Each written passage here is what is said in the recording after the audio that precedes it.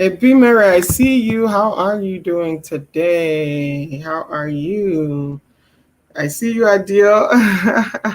How y'all doing today? Wonderful Saturday morning, depending on where you are in the world. Hey, Beamer, I think it's afternoon where you are. How are you?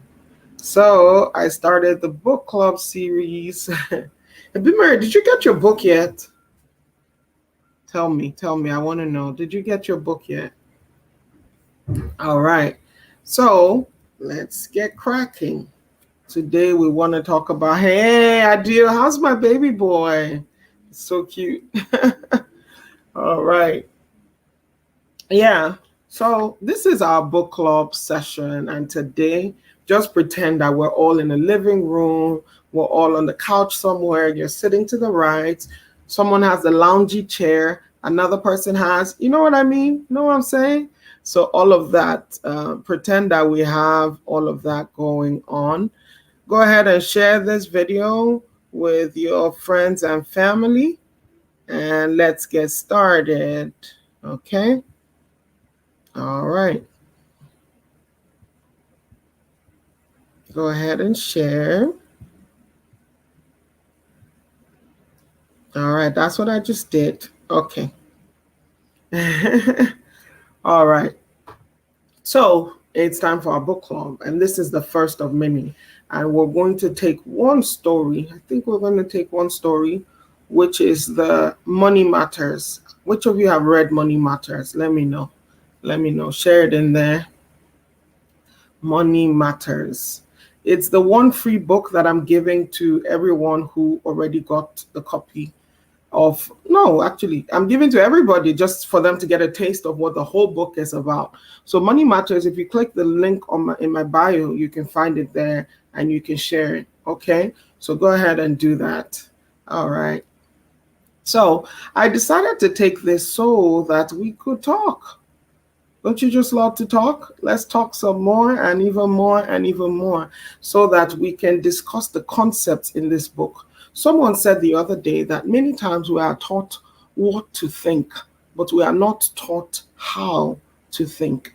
And the disconnect is what made Jesus Christ talk in parables. Hello, Lami Jane. That disconnect is what made Jesus Christ talk in parables. So by hearing parables, by hearing stories, you are able to deduce your own wisdom. You will be like, ha, this was what happened in Abimelech's life. This is the story. This is the insights that I can draw from it for myself. Okay, think about it. What does the parable of the sower, what does it have to do with you? Instead of Jesus to just say, hey, plant good seeds. He didn't even just come and say, plant good seeds. Hello, Dr. Ketch. He didn't say, plant good seeds. No, he started telling us a whole story. When it even came to building, right? And he started talking about how they were building, how when the rain fell, it beat upon the house and all of those things. We didn't have to hear all those things. We didn't have to hear the gist. We didn't have to hear the story. Okay, the parable of the talents. If it were these days now, it will write chapter 1, introduction, how to invest. When you are giving money to invest, this is what you should do. First of all, call your banker. Second of all, make a business plan. No. What did he do? He went ahead to tell you a whole story. A whole story. It's amazing when I think about it. He told a whole story about it. So yeah, that definitely stuck with me. So because of that, I want to I wanted to share why that was the route that I went. I wanted to share that. Hello, Ejiro, welcome. Ejiro, I know you said you were going to share it on YouTube. Let me know if you see it on YouTube, from YouTube, and I will fix it. Okay, so thank you all of you that are here. So tell me, what is one parable you remember from the Bible or from whatever faith you are? What are some of those stories you've heard? Even just Shakespeare, whatever stories you've heard before that the lessons still remain with you, put it in the chat. I want to see it. I want to see that story. Go ahead, I'll put it in the chat.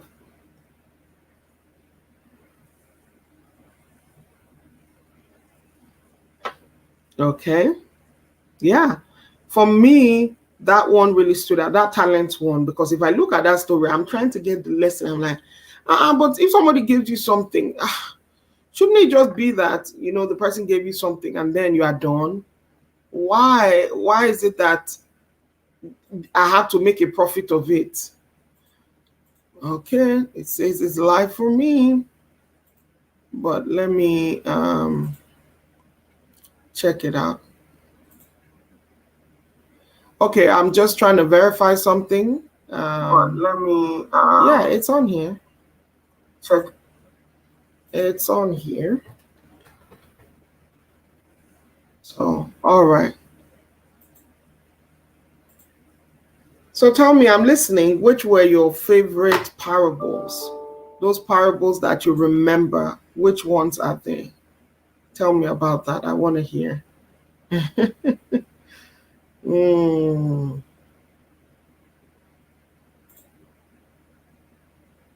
I was telling you, right? Mine is the story of the talent. Hello, Love Life. Hello, Yinke Ifie.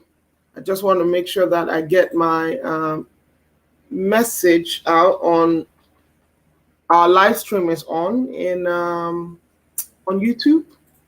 So sorry for my break in transmission. So if you check your email, you see it on there, the exact link. But if anybody can go to my YouTube channel, Bralade, you will see. All right, great. All right. So, as I was saying, and you can find it on Facebook as well. If you leave stream, you add permission, I'll be able to see it. But I wanted to make sure I shared it everywhere because some of you might be watching the replay. So go ahead and do your hashtag replay. So we're discussing the book, A Line in the Sand. If you have yours, I want to see yours. Your book, A Line in the Sand, so that we can talk through it today. We're going to be focusing on the very first story. No, is it the first? That's amazing. Because when people write books, they don't write in the order of which it is printed. So nobody should ask me, well, you can ask me anything. Feel free today to ask me any questions that you might have. That's why we're here today. So Money Matters is story 3. It's story 3 in here, Money Matters. And it's also the one story that I'm giving out for free because I realized that everybody resonated with that story. I don't even know how. Well, I do know how, but you know what I mean. So it's amazing that happened. So today we'll be talking about it. But I was first of all showing how that Jesus and many old, many, like in the past generation, most of the wisdom was communicated through storytelling. Storytelling is the most lasting form of communication that we've ever had. I mean, since early man time. So now we're talking digital media, all those things. Story has not lost its value because stories don't tell you what to think. Stories tell you how to think. You can't look at any of those stories and take it literally. So if you're building a house, should I use brick? Should I use straw? Should I use... those are not the thoughts that come to you when you hear about that parable, right? Lami Jane is sharing some of her parables that she likes. The parable where Jesus talked about the workers who came to work at different hours and were still paid the same thing. I mean, is that fair? Is that fair? It tells you that the onus is put on the giver, not on the receiver. Because many times as receivers, we want to tell the giver exactly how and who they should bless. And that's not real life.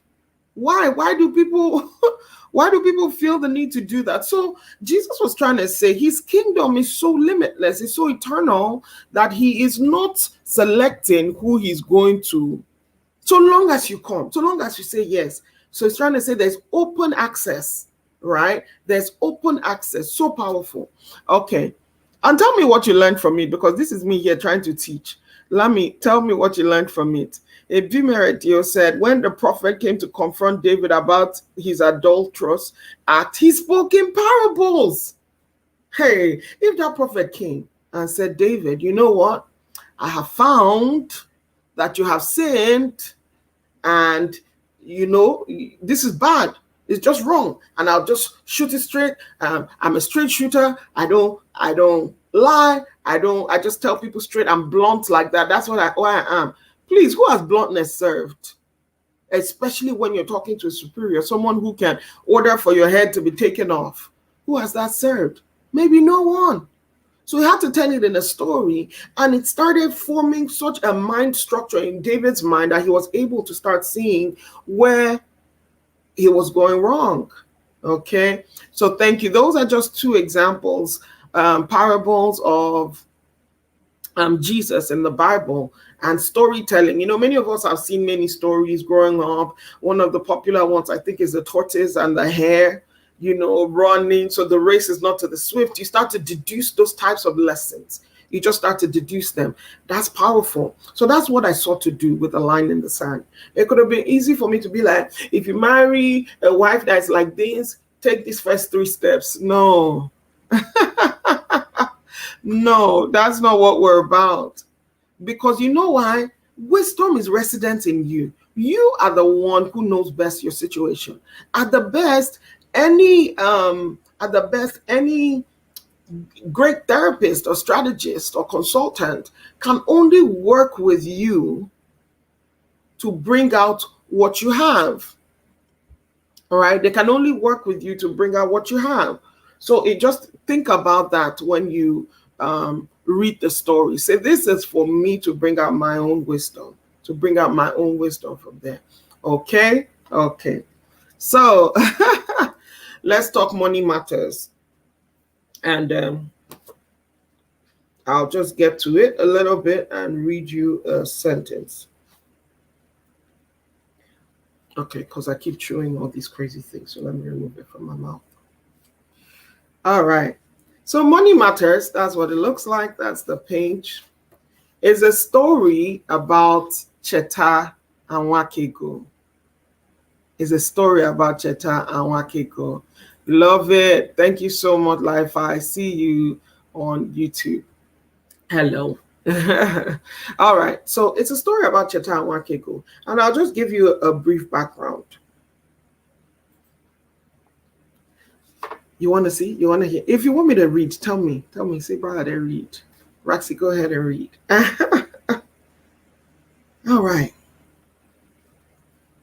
So Cheta and Wakego were married. Cheta generally wanted to get married. He was living in the US. He had children. He had, a family back home in Nigeria. When I say family, his parents and his family. His siblings. He wasn't married. And then he said, you know what, I want to get married. And he thought to himself, like, the best thing to do is to look for a girl from Nigeria, because he's from Nigeria. I try to write a lot of international stories because that's my context. That's what I do. Anyway, so he married Wakego. Wakego was suggested by one of his uncles. This is a good girl. He absolutely said that he wanted a medical person. So he went ahead and the uncle looked for this Wakego, and she was a nurse. So Wakego came. Let me say I should read. So I must read this story. Many people who live in the US, you will see somebody you know before. You will hear something, you encounter something that you'll be like, this sounds familiar. This absolutely sounds familiar. So my own copy is a paperback from Amazon, because believe it or not, I haven't even gotten my copy from Nigeria. So it's on its way to me. Okay, you guys join me and read today. Hello, Inei. Hello, Tosin. Lovely to have you here today. So I'm going to read to you guys. The pressure inside her was building as she hung up the phone. She had to leave the hospital before she exploded. She took a deep breath and braced herself to smile on her walk through the pristine hospital hallway, past the nurse's station, where she bade the incoming shift goodbye, and then waved at the difficult billionaire heiress in room 706. The pressure was mounting, but she made it to the lobby downstairs, where she encountered half of the Nigerian Nurses Association leadership: Omobola from Ekiti, Tejiri from Warri, and Akuna from Nnewi. Look, if you come to America and you don't find a Nigerian nurse in your hospital, be suspicious. Be very, very suspicious. So they were all there. So they stopped to remind her of yet another wake keep for the grand aunt of a fellow Nigerian nurse, a child's graduation, and the associated contribution for each. When she seemed unsure, they said they would resend the transfer details so she could send money via Zelle or Cash App. So we are painting the background now. This is Nigeria. We carry our culture wheresoever we go. And it was important for me to share this. By now, the smile she had plastered on her face was threatening to crack. But it was she, the nice, agreeable Nwakego, who would give her all for the good of the community and others. They had crowned her Florence Nightingale on her floor at the church, at the hospital, and in the church where her selfless service extended to. You know, the women that they call Ezinne, you know, Ada Jesus, doing everything for everybody else. The ladies asked after her husband as usual. Today she struggled to get out the usual, "He's fine, no."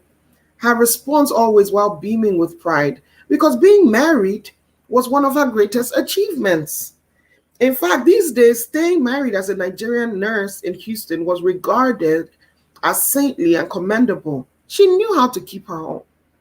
How many women are like that? You know, when your marriage is like your number one achievement, you have written it down. You're like, when I get to heaven, this is the first thing I'll be like, God, see all my investment. Look at all these things. All right? It was her greatest achievement. So anything that would touch that thing was going to touch at the center of her soul. All right? She could not think of a greater achievement, no matter the cost. Staying married was becoming almost impossible. So for her, the respectful glances from people, especially especially colleagues sent her way was all she needed. But all she needed. She knew too that this had been responsible for some awards she had been given by the church. As she continued on her way to the parking garage, she was on autopilot. Hey, how many of you know of those respectful glances? When people see you and your husband wear and co, they start to respect you by default. Why? Is it not amazing? But if somebody comes, if they like, let them be the same age as you. If they like, let them have built a whole orphanage where they are keeping 500 kids. People generally, right? I'm talking stereotypically now. People want to, first of all, respect that person who is married, because for some crazy reason in our culture, we have decided that that's what conveys honor, dignity, and respect onto a woman. Now, marriage is awesome.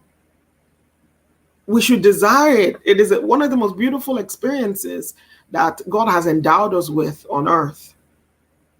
But if that is the center of your core, if that is where you derive your self-esteem and your self-worth from, like they would say in my home country, Nigeria, you are leaning on a dry stick.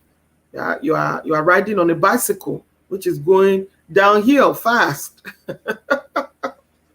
Okay, so this was painting Nwakego's life now. But have you guys started hearing that Nwakego was on autopilot? Something was building inside her. There was pressure, right? Let me tell you why now. Said the phone call she had just received was from Nigeria, where her family lived. Her brother Nnamdi had called her to let her know that her mother had gone from needing surgery to requiring dialysis twice a week. Can you believe that? She was too shocked and in disbelief to process the only explanation to what Nnamdi was saying. She had sent more than was needed for Mama's surgery, and timely too. So Nwakego had sent money, and now her brother is calling to say there's no money. How? What happened? Where did it happen? There was only one reason. There was only one person who had some explaining to do, and he was the reason for this terrible state. She had come undone and was afraid to confront the ugly truth that would puncture holes in their beautiful castle. She jolted out of her contemplation as she took in the flash of colors from the many cars parked at the garage. Her steps had become even heavier. She located her RAV4 and stepped into the vehicle. Then she broke down and let out a piercing scream. You know when something is paining you and you'll be holding it. She wept and cried as hot tears ran freely down her face, washing the Mary Kay brown powder, the only makeup she wore with it, and making a mess of her blue medical scrubs. Her heart was wrenching in a way that was slow and excruciating. The betrayal she felt was beyond what had happened. You know, she was sad, she was distraught, she needed answers. So let me get to the conversation she had with her brother in Nigeria. So her brother had called to say Mama's kidney had failed, and they were putting the surgery on hold to tend to the more urgent procedure of dialysis. He said the surgery was delayed because they could not come up with the money required. Sister Wakego, there's no money. Oh.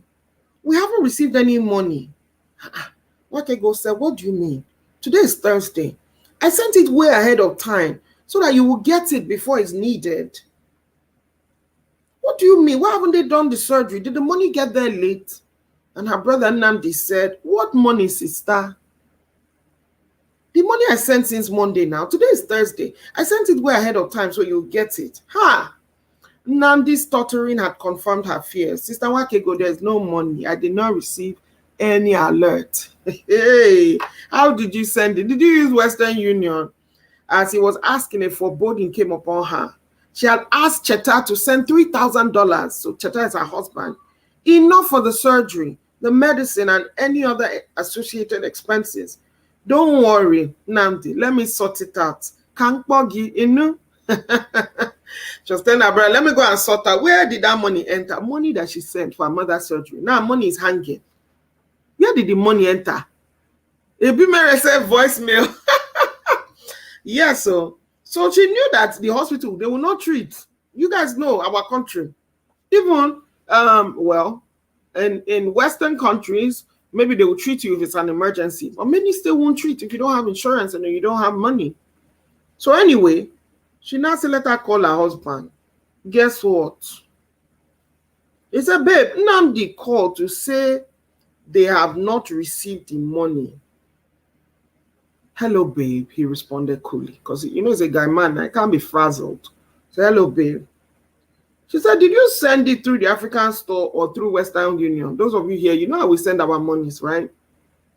She gave him options, delaying the inevitable. Silence. Cheta, are you there? She's asking her husband. I am. When you come home now. He was stalling and she could sense it. What do you mean when I come home? Mama needs it now. If you haven't sent it, please send it quickly. Things are getting bad fast. He responded, I said, when you come home, we'll discuss. Why are you waking me up and shouting this morning? Remember, Wakego has just worked night shift. He was using intimidation and that had always worked. But this time it was different for Wakego. Maybe because it was her mother's life on the line or she had just had enough. She didn't care which it was. A new stirring was beginning to boil up in her and it caused her to speak up.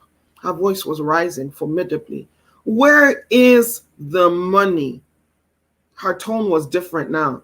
You guys know when you've had that difficult conversation, it's happening. We are not playing now. We are not skirting this issue. We will talk it.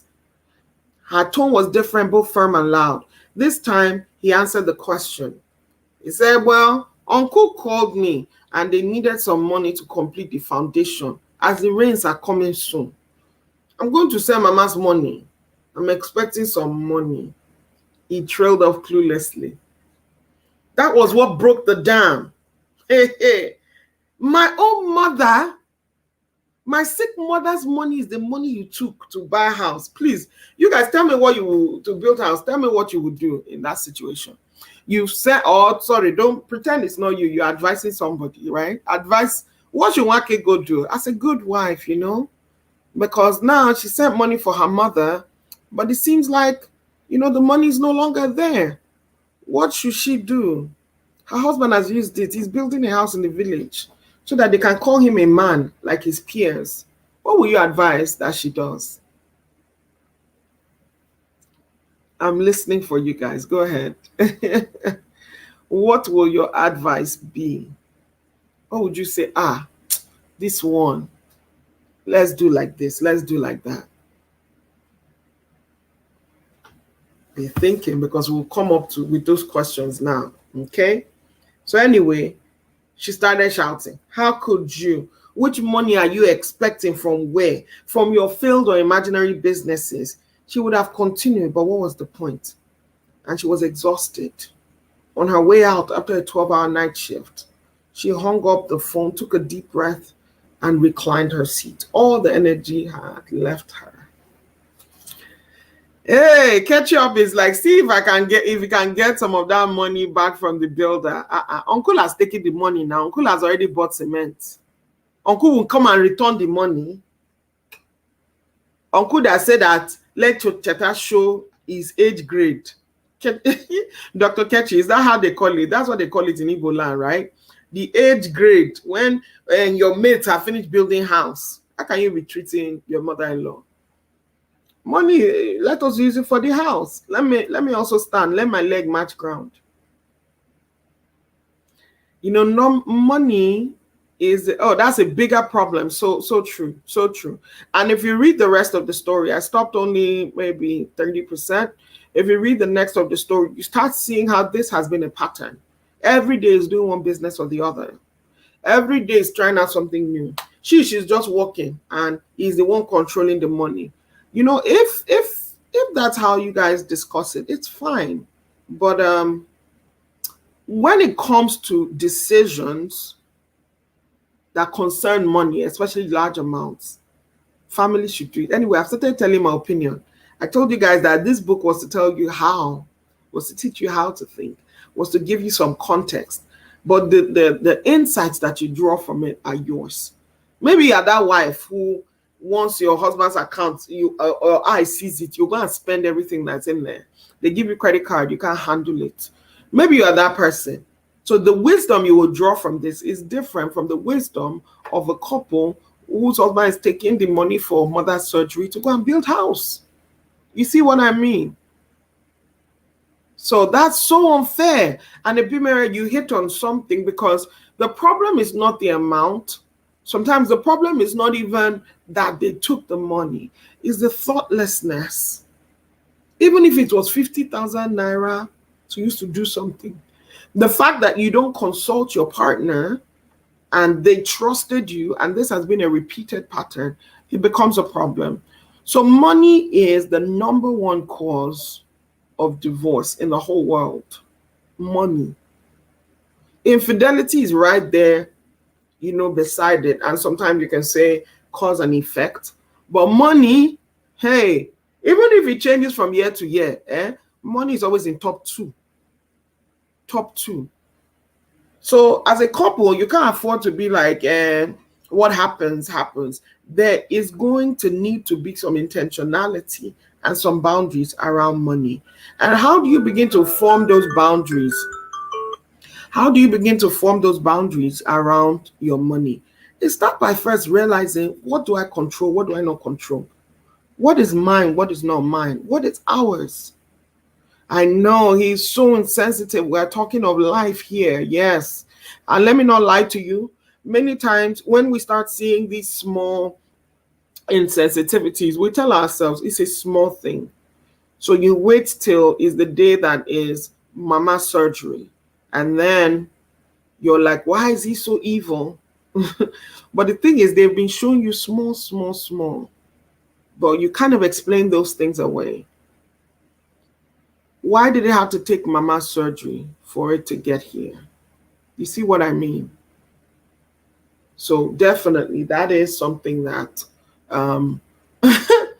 we can think about. So towards this, I started thinking like, okay, in your home, how do you guys do your money?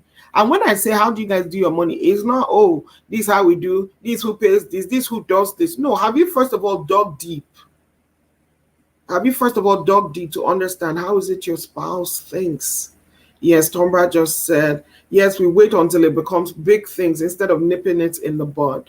There's something I say in my own experience. I always say, if people matter to me, I don't let things go. You know, when people say, let things go, be forgiving, must you hold on to every small thing? This is how we know people who are super sensitive. I'm like, no. When I don't let things go, I believe that I'm honoring our relationship. I believe that in some way I'm letting you know that you matter to me so much that I want to talk about things.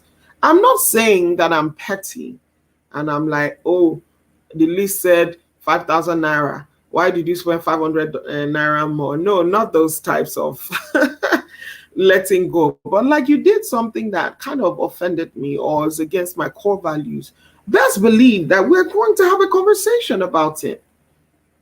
So that, and I said conversation, I didn't say I would go and shout and warn you. No, I'll be like, this thing you did, I was thinking about it. This kind of how it made me feel. What do you think about it? Is there a reason you did that? Okay, next time, can you tell me? Because it matters to me. I want to let you know that it matters to me. Okay? So Ebimere said, true, she ignored the red flags from the beginning. Okay, I agree. Okay, now Ebimere, she had entered inside the soup. Now she has ignored the red flags. She thought that Cheta has common sense. Because that's what a lot of us say. We say, I don't know why my friend is behaving like this. I don't know why my spouse is behaving like this. They should know better. Everybody in this life knows that this thing is bad. No, we don't all know what is bad, what is good. All those things are relative. All those things are very relative. And that's why you want to understand better your partner. You want to understand better how they respond to things, how they think about money. So I will share with you 4 money languages. I've actually learned this from Coach Chiaka Chukwu. Awesome, Chiaka. And it gave me some deep insights because you see, our job as spouses is to learn each other. And apart from learning each other, it is also to how will I put this thing? It is also to show ourselves, beyond say, I want to learn about you. I also have a responsibility to show myself to you, say, hey, this is who I am. This is how I like to be treated. This is how I like to be loved. So let me tell you about 4 money languages so that you can tell, it's true. This is where my mother is, Oh, this is where my spouse is, Okay, so the 4 money languages. Number 1 is driver. The driver is someone who equates money to success. Having money protects against the fear of incompetence, and the more money they have, the more successful and competent they feel. Drivers communicate love by showing what money has done to improve the lives of those around them. They believe in money as a tool. Now, their greatest weakness is that drivers can be overly dependent on money for their self-esteem. Those people that their bank balance was showing 1 million and the thing entered 990,000, they can die. They don't mind if it grows from 1 million to 1 million, 1 naira or $1. But many people, that is where those drivers, that money is connected to their self-esteem. So somebody else can be dying and all, but they feel like, no, I kind of have to hold on to this thing. They feel a deep sense of inadequacy when they lack money, and they tend to be a little bit more materialistic. When they get more money, they feel like, okay, my car should begin to reflect. Where I live should begin to reflect. It's no longer about just the comfort, it's about the showing. So that is the driver. The driver needs to make more money next year than they did this year. That's who the driver is. It's inside their blood. Some of you are married to people like that. They keep going for more, for more, for more, for more. That's the driver. Okay? But it's not all bad. It's also a good thing. At least that's someone who always want to be successful in life. Okay? So we're talking the money languages now to help you understand your spouse better. Hello, sis. I see Sarah. I see Chronicles of Mama. All right. So the next one is the analytic. The analytic. Those are people who view money as a source of security to protect them from life's difficulties. They are like, they look at the money, they look at the bank account and be like, okay, if I need surgery, okay, I can buy like this. Okay, children's school fees, okay, they can go to school. They tend to be very structured and organized in their approach to money and are most likely to establish a budget and stick to it.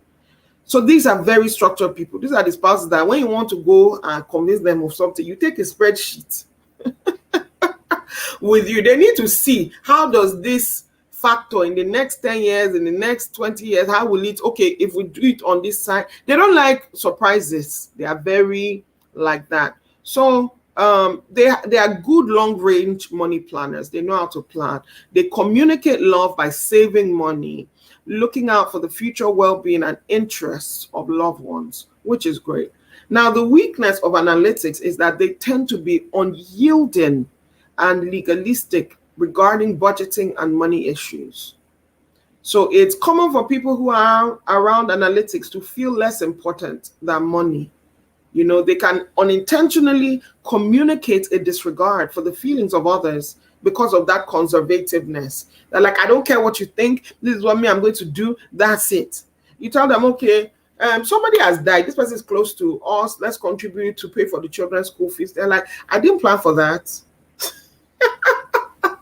Well, I'm talking about the bad part of it. It was like, I didn't plan for that. I'm sorry. I really loved my friend. She was awesome in my life. But you know what? I made plans in life. And I'm sorry, I'm making the analytics seem bad. I think my husband is kind of like an analytic. But then again, they plan. They are not just spontaneous, just spending up and down. So that's a spouse that you can build a future with. So I'm just showing you both sides. The third one is the amiable. So the amiable relationships and people are the focus of the financial desires of the amiables. You understand? Those are the people you enter the, in quotes, beer parlor, and they are filling all the tables. They are like, maybe Chelsea wins. They're like, everybody, all the tables get. That's just the other extreme of it, right? To them, money means love and affection. A lack of money translates as an inability to demonstrate love. So the husband or whoever can be doing everything, bringing money home, everything. But so long as you don't buy me a push present for this baby that I born, everything is wrong. You understand? So these are the kinds of issues. Hello, Emike. Hello, Tosin. Welcome. So we've talked about the driver, the analytic, the amiable. So the problem is that the weakness is that while amiables are generous and good-hearted, they're often poor money managers and may lack long-range planning skills. So maybe they came out from the bank with $1,000 and they were supposed to use it for the weekend. Their family planned a trip. They were supposed to spend it there. But at the gate, at the door or wherever, someone's like, hey, did you hear there's something happening there? Do you want to come or do you want to contribute? I'm selling these t-shirts, buy from me now, buy from me now. And they feel like I must support. So they just go ahead and just be spending. So many times when you're like people, when you're with people like the amiable, you're always like, you will not become like good cop, bad cop. Anybody who comes near you, people, you'll be the one shielding that person. Remember, I told you that this is not just about boundaries because you're still who you are. You still want what you want, but it will help you understand your spouse better so that you can then know what gives them joy.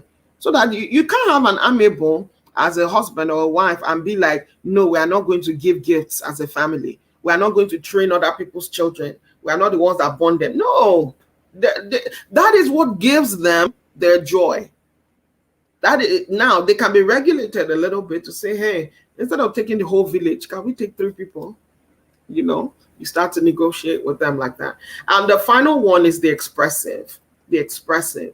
To the expressive, money is acceptance. It purchases the respect and admiration of others. It provides the basis of relationships with desirable people. So expressive, they communicate love by shopping, buying, and spending to gain acceptance from a select group. You know them now. You know them. They are Ikoyi Club members. And see, look, this is not to diss Ikoyi Club members. I love Ikoyi Club. But they are Ikoyi Club members. Disney just opened a new, what do they call those things? Well, Disney World in Kenya. They must go. Because how can I say that I've not gone to Disney World with my kids?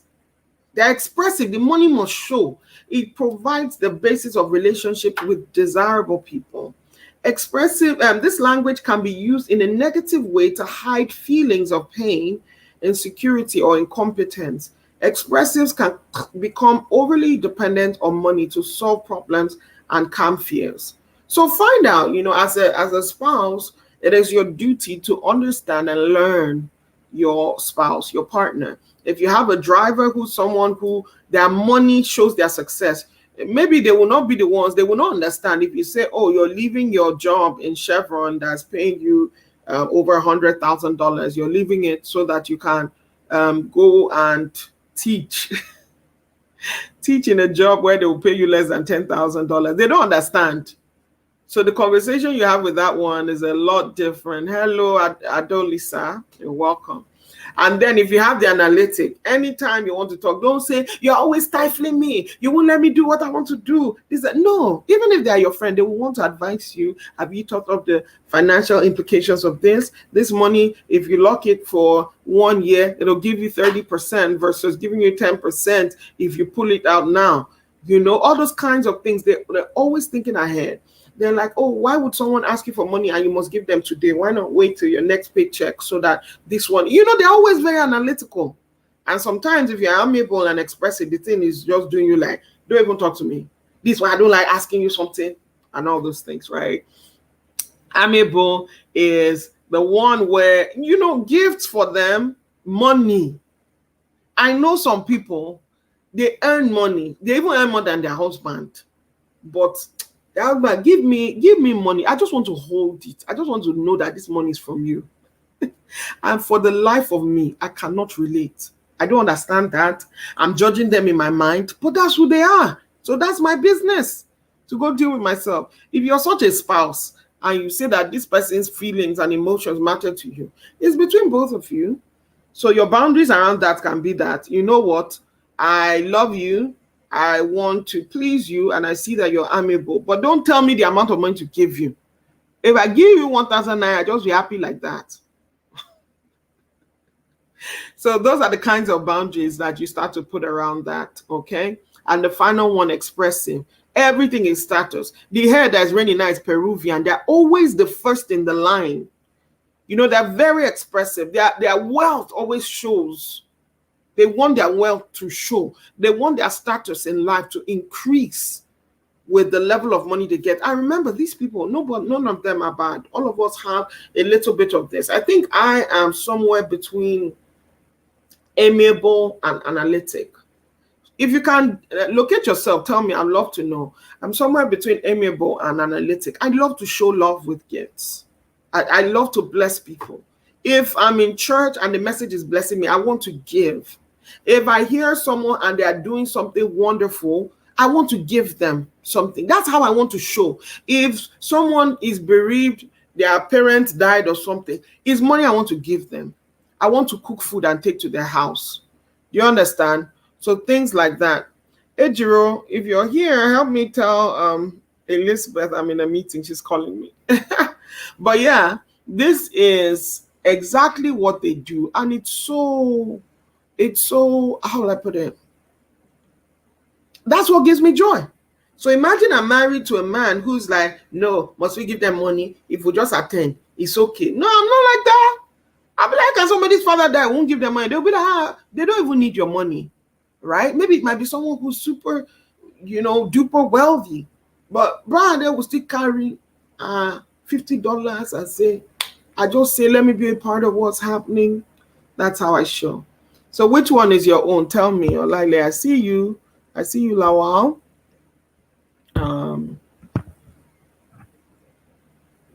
Okay. So definitely do that. The driver, if you're a driver, all these things, so no. But yeah, remember that what Wakego, and if you want to find out how that story ended, go to my link in bio and download the story. People walk up to me and tell me that, what's wrong with Cheta? Is he mad? What's wrong with his head? As though I know Cheta. Please, though, these stories are fiction, pure fiction. I haven't, like, beyond the prevailing, people in the US have heard about stories of people complaining that nurses, when they start earning money, they stop being submissive to their husbands, or the husband stops working and just wants to use all their money. So that's what inspired this story for me. I wanted people to see where it stemmed from, because sometimes when things like this happen and you don't know how to handle it, some women, what they start doing is hiding, or they leave the relationship. They're like, look what you did to my mother. There's nothing left to be found here. No, I would always advise you start out by setting boundaries. How do you ensure this doesn't happen again? Clearly, he can't be trusted right now, not in the state he is. So you can't send money through mama again. Through him for mama anymore. But again, you're always working towards coming back to the point where trust can be restored. But don't feel like, oh, if we are not without trust for one day, our marriage is over. No, it's a learning. Okay. So now I'll take questions. Let me take questions. Any question you have. Hello, the Healthy Marriage Hub. You're awesome.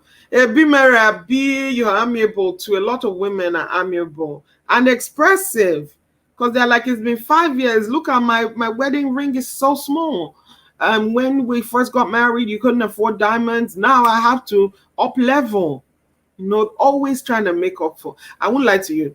The first time I saw my boss in America, I saw one of my earlier bosses, or one of my more senior level bosses. When I saw their car, I almost fainted. I'm like, I don't understand. You guys know. If you want to know the gas car, what do? You go and look for the finest car. This madam was driving like maybe a Corolla of maybe one of the 2000 Corollas. I didn't say 2000, not anything from 2010. Yet the people she just hired newly, who were maybe 3 levels below her in her group, the first day they came on the job, they went to take, they felt like they had arrived. So they want to take loan to go and buy Lexus, because that's what engineers buy. Engineers drive Lexus. Is it not so? If you're married to a spouse like that, there are boundaries to be set. Yes, we can always improve. So before, if you didn't have any car at all and you got the job, yes, you should get a car. Must it be the Lexus of your dreams? Some things belong in dreams for now. How will we know what future we're working towards if today you want to enjoy everything? So I do want to have a year around the whole world. I want to go to all the countries of the world in my lifetime. Don't ask me how. It's a dream. That's what I told you, dream, right? So that's part of my expressiveness, but I can wait. So my analytical is balancing my amiable. I can wait, okay? Question. Amiable, nurturer, all the ways, my money archetype. I love that. I looked at my bank account. Beside living expenses and food, I saw that I have given so much money away. I had to add some brain to myself. I agree with you. I think that's how I added analytical. The analytical part that I added to my amiable was actually very intentional. I decided I was going to work with a budget. But you know what I did? I then put an amount that I said, okay, this is a budget for this is a budget amount. We have 10 more minutes, so keep your questions coming. This is a budget amount for giving. I don't yet know who I'm going to give, but I know myself. I want some spontaneity in my giving. I want to be that person that I feel that God can just be like, oh, bless this person, and I can do it in a heartbeat. But you know what? God also works with the driver and the analytical too. Sometimes we feel that people who hold on to their money more tightly, God doesn't work with them. No, He does. It's just a different dynamic, okay? So know that and be able to set your boundaries. But let me tell you what boundaries are. Boundaries are you knowing that you're amiable, and this is what you're going to do. And this is what you need to do for yourself. And being able to have that conversation with your spouse to be like, this is how I would like to be. This is how I want to show up. What do you think? And have that conversation, because you are wholly you. The spouse is wholly them, but you have a union together. But if we say we are going to use only one person's way, then we are entering one chance. Okay? We're entering one chance. Because another person doesn't get to express themselves. Be married, you said you did that recently. Hello, Chanchino. Thank you for coming. That's Tom Brass Boo. Y'all show him some love. All right, Daily Pearls with no, I see you. What are some money problems you've seen in marriages, and how do you use boundaries to solve them? If you read Money Matters, what is something that stood out to you from that story? What is an insight you've said you're going to leave with? Share with me, please. Who is going to download the story? Let me know. It's in here. I'm planning to marry somebody because of their money. You know, it's not a strategy that works, right? You already know, because money comes and it goes. So how do you avoid some of these issues? That was why I decided to talk about it. I wanted you to see the pain that she felt. I wanted you to see how that she weighed what is more important. And let me give you a huge secret coming up. You know that Cheta had wiped out all their retirement and all those things. There was going to be no future, except she just kept working and working.